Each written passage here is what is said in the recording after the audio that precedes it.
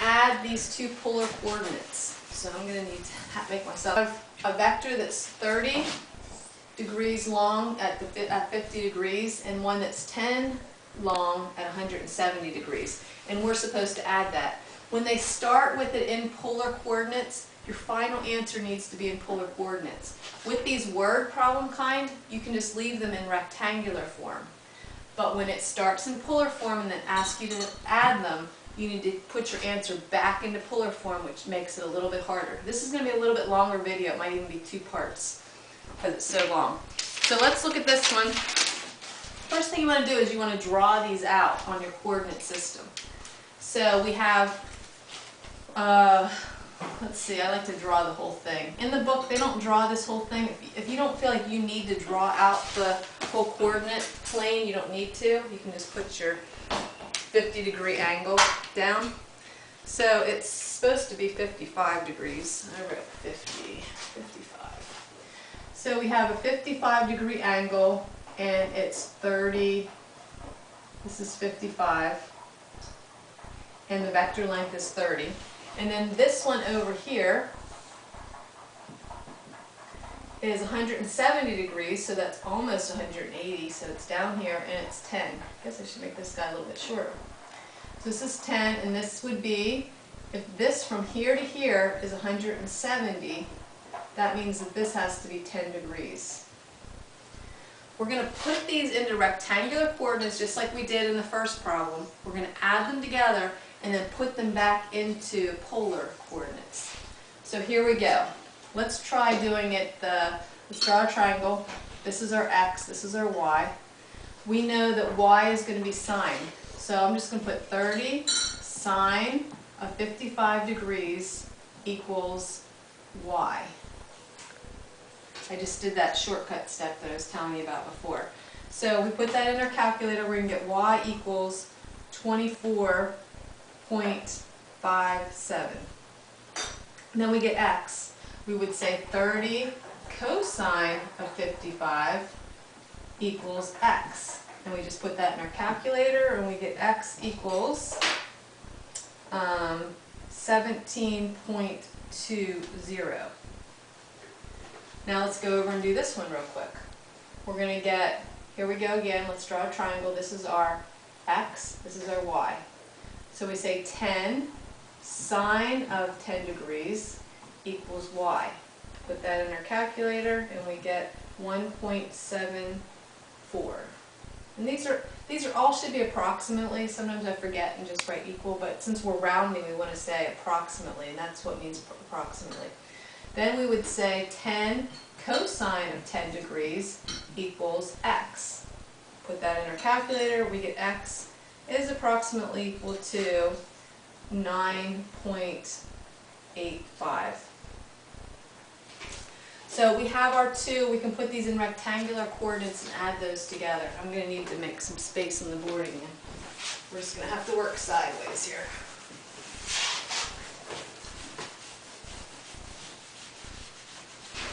And I don't think we're going to get this in the 10-minute YouTube slot. So let's write these in. Let's take these and write them in our rectangular coordinates. So we have this one right here, and this one's going to be 17.20 right plus 24.57 up. That was the first one. Let's take the second one. We have minus, because you'll notice that we're going the negative direction. Our x is negative. Our y is still going to be positive. So we're going to have negative 9. On the sign. Okay, so we have 1.73 up for that one. 1.74 up. Then we just simply add these together, and we're going to round it to 2 places, and you're going to get, for a final answer, I'm going quick here, 7.36 right. I'm going to switch this side so you can see the problem. Plus 26.31 up. Now, this almost seems like it could be the final answer, but remember I said if you start in polar form, you need to change this back into polar. So I'm going to plot these points. This is really, when I say up and right, it's really just, you're just really making the point 7.36 comma 26.31. It's really just coordinates. So I'm going to plot those 2 points. We're just really going to sketch this to look like something like this. This is not to scale. This is your 26.31 and this is your 7.36. Now to put it back into polar form, we need to find theta and we need to find the hypotenuse, because your polar form is this vector length and the angle. So we have to use the Pythagorean theorem, which is not fun because look how we have decimals. So we need to find the Pythagorean theorem. We'll just call this h for hypotenuse. So we would say h squared equals 7.36 squared plus 26.31 squared.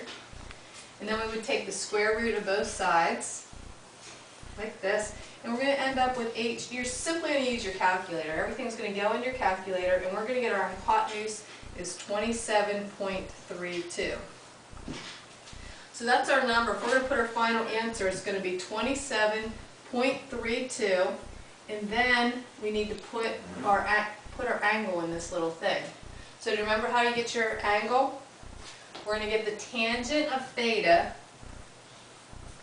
equals opposite over adjacent. So it's going to be 26.31 over 7.36.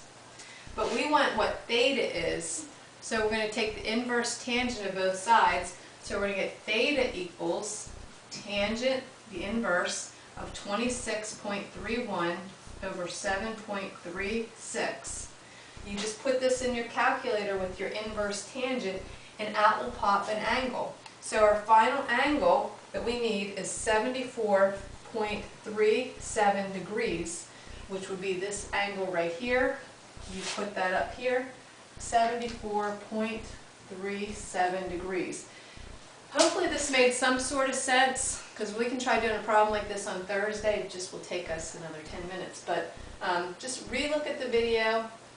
All you're doing is you're taking polar form, changing into rectangular, adding the 2 rectangular ones together, plotting the point, and then working backwards using the inverse tangent to get the angle.